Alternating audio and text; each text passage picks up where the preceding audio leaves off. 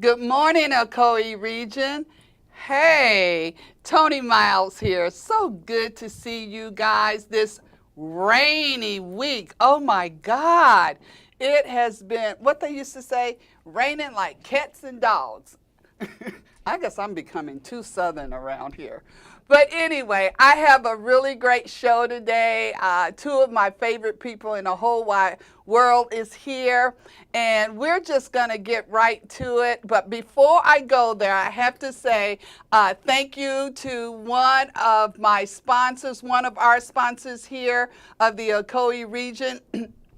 Hidden Gems of the Ocoee region, and that's Southern Charm Boutique. Yes, owner Carrie Dole. I just want to say thank you for this beautiful top today that I have on and this lovely necklace. You got to stop by there and shop and have a good time. Her prices are great and she has wonderful things. All right, Carrie, there's your plug for Southern Charm. So, I'm here and I'm going to do it. You know I am. I am so excited. I have Karen Lynch Williams and I have Shade Hernandez in the house today. And these are two of my dear, dear good friends.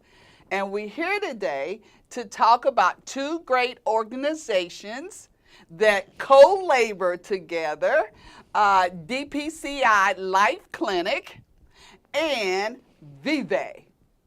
And so before we get into one of our big announcements today, let's talk about each one of these organizations, okay? So, Karen Lynch Williams, you are now the new leader of DPCI Life Clinic. Yes, ma'am. And it is a service that was birthed out of Dwelling Place Church International in 2013.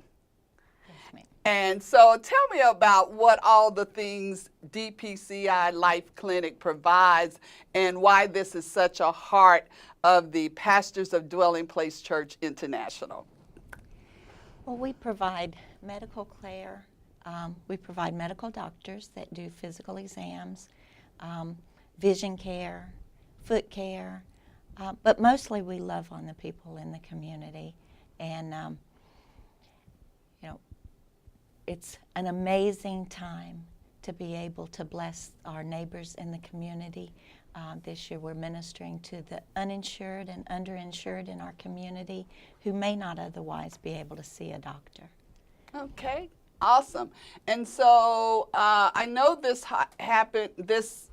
was developed in 2013. Yes. And by Dwelling Place Church International. So when you think about it, over the years, how many people have you all blessed and served in terms of giving free medical help? Well, the first year we served almost 700, I believe. Yes. And we've done smaller clinics as well. We've ministered at the Summit Apartments, and we've last year we did at the health department and had, I believe, 300 that we saw, families that we saw at the health department. So it's been an amazing opportunity to minister in our community. And you also, if I remember correctly, you had someone donated, and we were able to distribute mammograms to the community last year as well. Yes, that was a wonderful opportunity. We gave out vouchers, and the people were able to go and have the mammograms done and then be followed up with care as they needed it. And I also want to make a mention of one of our biggest supporters for Life Clinic, and that's Pearl Vision. Yes. Yeah, because I do know the first year they were there in 2013. They were on site, and they did vision exams, and they gave away free glasses. Yes.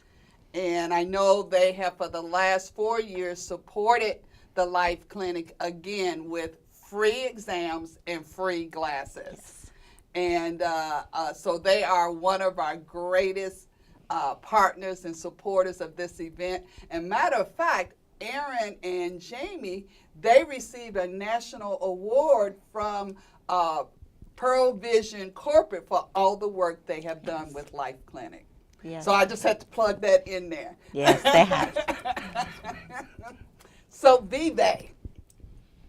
Come on, Shadi. Let's talk about the mission of VIVE and all the hard work that you and your husband do in this community. Well, we have been working in the community for 13 years. Yes. And in the last 4 years as a full nonprofit, doing individualized case management of immigrants, refugees, and minorities in their disparities. Yes. So we try to reach the populations that would not be served any other place. And we try not to create the wheel. We like to resource them. That's part of the case management that we do. So if they're seeking employment, we may plug them with other agencies in the community after doing a full assessment of their needs. Okay. We're not going to send them directly to look for a job if they don't have skills. Right. So we will work with all of that. So case management goes through the whole process of figuring out where they are, how we can serve them, and then we will plug them with the agencies that would best serve them. We have a lot of need in the areas of advocating and resourcing, advocating for individuals with that are in domestic violence situations, sexual abuse, rape, or trafficking.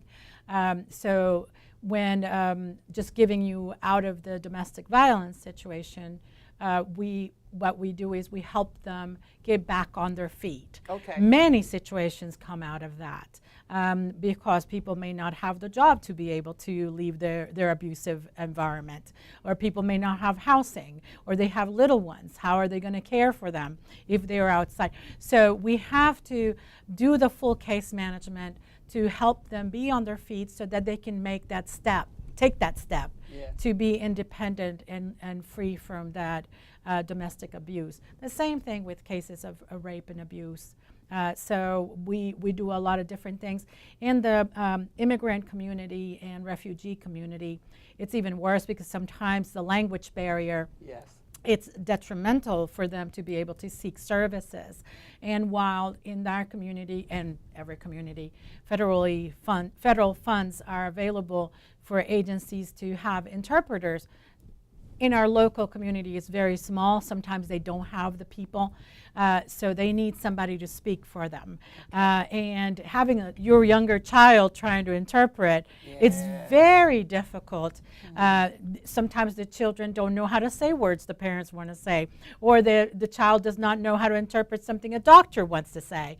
Right. And if you have to relate something that is delicate as abuse, sexual abuse, domestic violence, then you're just like, I don't want to say that to my child for them to relate it to the police. Right. So that's where we are stepping in and being somebody that just networks with them and helps them and holds their hand. We've been so blessed in the last year with recruiting a student from Cleveland State who is fluent in Russian and Ukrainian. So we have that. We have Portuguese speaking from Brazil. So we have that. And we have a French speaker. So when we have people from different nationalities that help us out, and we have a board member, a wonderful board member that speaks 3 languages too. She is Jackie Leggett from Public Church. She also helps us, and so we can tap into those other nationalities from Africa that speak French, or the ones that from Africa that speak Spanish, or the ones from Africa that speak Deutsch. So we have different languages, and we have a big immigrant community here that nobody knows from different countries. Let me say this again, okay? So Ocoee region, listen to this. Say that again, because I don't think people here in this community realize the large population we have of immigrants. Yes. So say that again. Well, not, and these are churches, organized churches Yes. too, that are here in our community. We have a full Brazilian church speaking Portuguese. We have a Coptic church. They're from Egypt. We have a Baptist Arabic church. We have Slavic church. They speak Ukrainian, Slavic, they speak Russian. So we have a church, full church speaking those languages. But we also have an Indian church. We have a group from Romania. We have a Korean church. We have a Vietnamese church. We have Filipino church.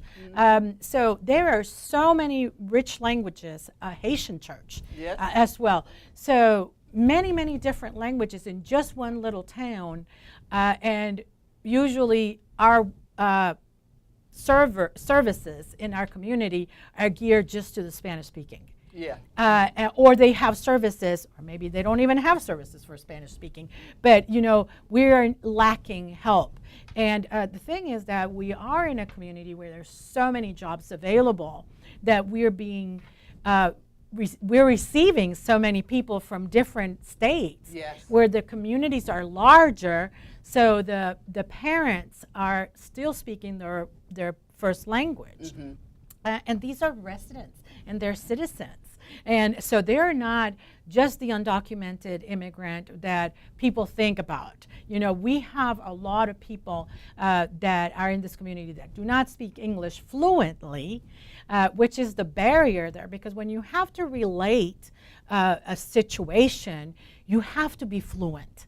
You cannot just, anybody can say my name is, but being fluent to be able to relate a situation, to be able to seek the services that you're needing without feeling like they're going to be invading my privacy, or I'm going to be telling them something so private and so delicate, and what if they don't understand what I'm saying? So we had a case at one time which the individual was placed as the perpetrator and the person was the victim, just because they couldn't relate what had happened. Yeah. So we came in alongside that family to fix that. So things like that could happen. Okay. I just want to say, I just thank God for you and your organization, that you are here and you and your husband have the heart, the passion, and the burden to ensure, to advocate for people here in our community.